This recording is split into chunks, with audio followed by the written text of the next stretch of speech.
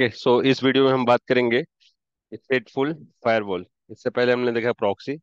Proxy firewall क्या होता है, ठीक है। उससे पहले कभी एक वीडियो बना हुआ है, तो आप जाके एक बार देख लो उसको। तो चलिए समझते हैं कि स्टेटलेस एंड स्टेटफुल फायरवॉल क्या होता है। सो आज का हमारा टॉपिक है स्टेटफुल फायरवॉल। ओके, तो स्टेटफुल फायरवॉल में क्या होता है, उसको समझने के लिए हम लोग करते हैं कि एक क्लाइंट लेते हैं, ठीक है। और सॉरी, एक क्लाइंट लेते हैं, ठीक है। और ये क्लाइंट कनेक्टेड है अपने राउटर से, सॉरी फायरवॉल से कनेक्टेड करते हैं इसको, क्योंकि हम फायरवॉल की बात कर रहे हैं। ये कनेक्टेड है इंटरनेट से, और बाहर ही एक सर्वर है, लेट सपोज ये गूगल का सर्वर है, ठीक है। गूगल का सर्वर है, ठीक है। और इसको हम कुछ आईपी असाइन कर देते हैं। आईपी असाइन में क्या करेंगे, एक कोई भी एक आईपी असाइन कर लो। लेट सपोज हम इसको आईपी देते हैं 192.168.10 और 10.100 डाल देते हैं, ठीक है। और इसको एक एक पोर्ट नंबर दे देते हैं, जो पोर्ट नंबर डायनेमिकली होगा 1025 को भी एक पोर्ट नंबर आप दे सकते हो, ठीक है। और उसके बाद क्या करेंगे, हम इसको अ, इस सर्वर को भी एक आईपी दे देते हैं। सर्वर का आईपी डाल देते हैं, लेट सपोज कि 192.168.20.100। और इसका एक पोर्ट नंबर देते हैं हम लोग 443, ठीक है। एक, क्योंकि ये रेंडम रेंडम पोर्ट है, ये नाउन पोर्ट है, ठीक है। सो अब कनेक्शन अभी क्या करेगा, हमारा जो डिवाइस है, जैसे अब पैकेट कैसे बनेगा, तो ये जब ये क्लाइंट हमारा इनिशिएटर है, राइट। तो पैकेट यही से बनेगा, तो सोर्स आईपी क्या हो जाएगा हमारा 192.168.10.100। डेस्टिनेशन आईपी हमारा हो जाएगा 192.168.20.100। सोर्स पोर्ट क्या हो जाएगा हमारा, सोर्स पोर्ट हो जाएगा हमारा 1025। डेस्टिनेशन पोर्ट हमारा क्या हो जाएगा 443। और उसके बाद हमारे पास क्या हो जाएगा, इसमें एक सिंक पैकेट बनेगा, ठीक है। सिंक मतलब टीसीपी का अपना सिंक पैकेट फ्लैग होगा। तो इसमें कौन कौन सा डिटेल जा रहा है, लेयर 3 डिटेल जा रहा है, एंड लेयर 4 डिटेल जा रहा है, और ये साथ में टीसीपी फ्लैग जा रहा है, राइट। टीसीपी का फ्लैग जा रहा है, this is a TCP flag, let me erase this. ये टीसीपी फ्लैग जा रहा है, ओके। सो ये कंप्लीट ऐसे समझते हैं इसको, ठीक है ना। ये हो गया। अब ये डिटेल जा रहा है कहाँ पर, तो उधर फायरवॉल जाएगा, और फायरवॉल से हमारे पास इधर कहाँ जाएगा, सर्वर तक जाएगा, राइट, टूवर्ड्स इंटरनेट।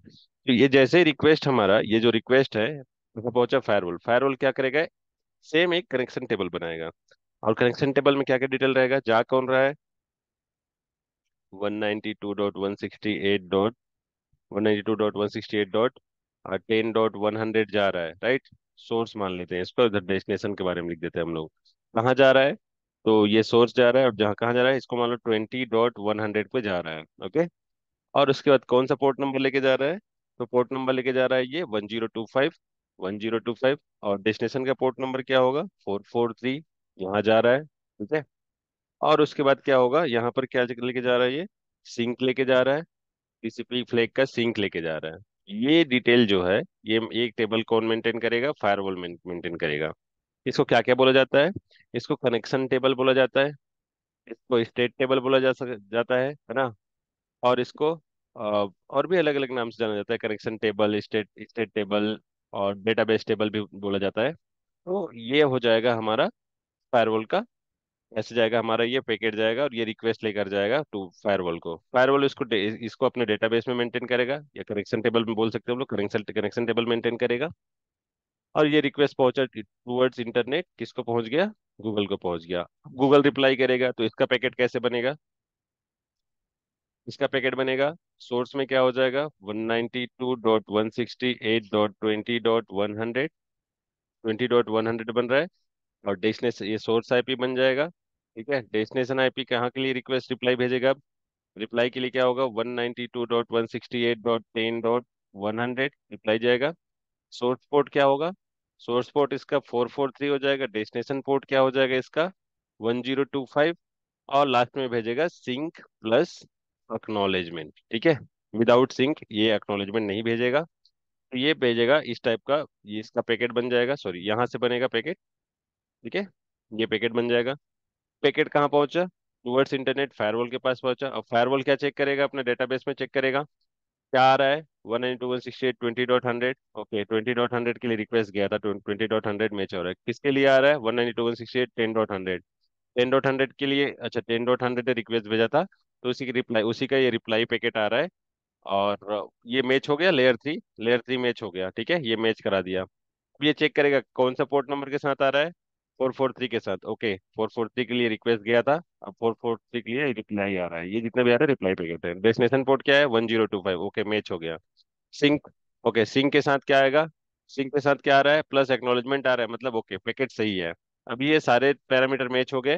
आपका लेयर 3 मैच हो गया, आपका लेयर 4 मैच हो गया, और आपका टीसीपी मैच हो गया।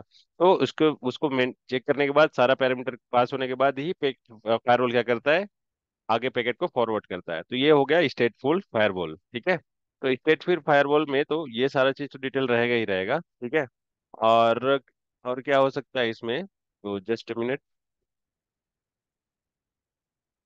तो इसमें ये हो गया हमारा स्टेटफुल फायरवॉल की बात करते हैं। अगर वही हम लोग स्टेटलेस फायरवॉल की बात करें, तो ये कनेक्शन टेबल जो हमारा फायरवॉल बना रहा है, वो कनेक्शन टेबल स्टेटलेस फायरवॉल में नहीं होते हैं, ठीक है। ये नेक्स्ट जनरेशन फायरवॉल, आज के डेट में जो भी फायरवॉल है, जैसे चेक पॉइंट है, फोर्टीगेट है, पालो अल्टो है, और एक सिस्को का एफटीडी हो गया, इसको एएसए कनेक्शन टेबल नहीं बनाता है, वो नेक्स्ट जनरेशन फायरवॉल है नहीं, है ना।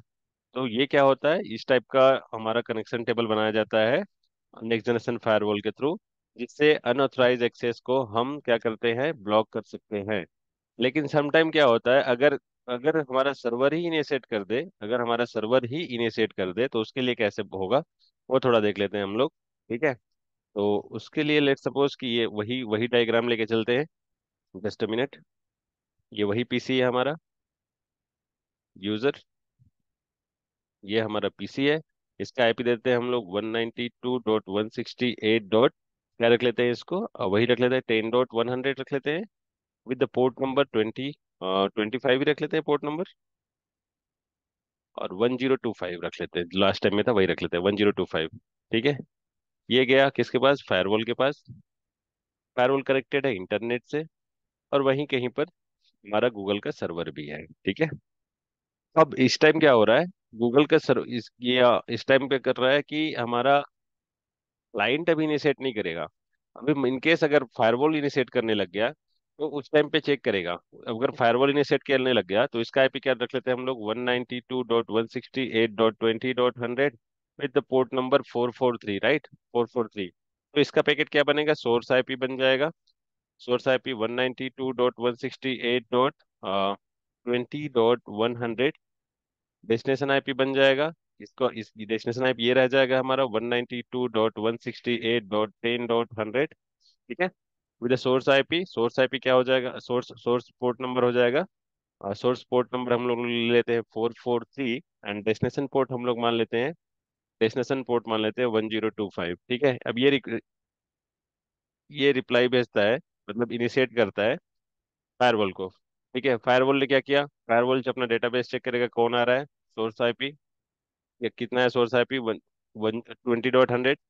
तो 20.100 ठीक है, 20.100 आया, किसके लिए आ रहा है? वन वन 10.100 के लिए आ रहा है, ओके 10.100 मेरे राउटिंग टेबल में है, 10.100 अवेलेबल है, बट मेरे पास 20.100 का लिए नहीं है, ओके। अब ये चेक करेगा 443, ओके 443 से आ रहा है, जाना कहाँ है इसको? 1025 में जाना है, ठीक है। 1025 भी मेरे पास है, एक पीसी का पोर्ट नंबर अवेलेबल है।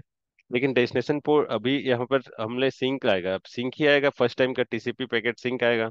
ये सिंक पैकेट के लिए चेक करेगा कि मेरे पास तो ये सिंक सिंक आ रहा है, तो यहाँ से तो कोई सिंक के लिए रिक्वेस्ट रिक्वेस्ट गया नहीं था, आना था तो सिंक प्लस एक्नॉलेजमेंट आना था। ये सारा पैरामीटर चेक करता है फायरवॉल, एक स्टेट, है ना, कि अगर कोई बाहर से इनिशिएट करता है, तो फायरवॉल कैसे उसको एक्सेस करता है, कि बिना रिक्वेस्ट के फायरवॉल रिप्लाई के लिए नहीं बोलता है, ठीक है। फायरवॉल अपना अपना इनिशिएट को एक्सेप्ट नहीं करता।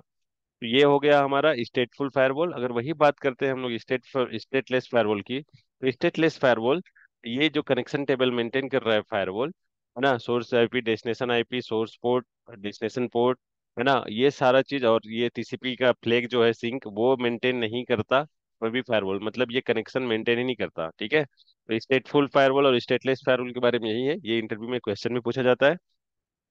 तो आई थिंक अभी जो मैंने बताया, जो मैंने डिस्क्राइब किया है, वो इनफ है आज के लिए। आप आगे मिलते हैं दूसरे फायरवॉल के बारे में। जैसे कि हमारा प्रॉक्सी फायरवॉल के लिए हम लोग लास्ट टाइम प्रॉक्सी फायरवॉल के लिए पढ़ लिए। अब प्रॉक्सी फायरवॉल के बारे में हमारे पास जो बाद में फायरवॉल आएगा, वो आएगा हमारा ट्रांसपेरेंट फायरवॉल और वर्चुअल वायर। और उसके बाद हम लोग पढ़ेंगे नेक्स्ट जनरेशन फायरवॉल के बारे में। ठीक है, तभी इस दो वीडियो में हम लोग कंप्लीट कर लेंगे इसको। तो लेट मी स्टॉप द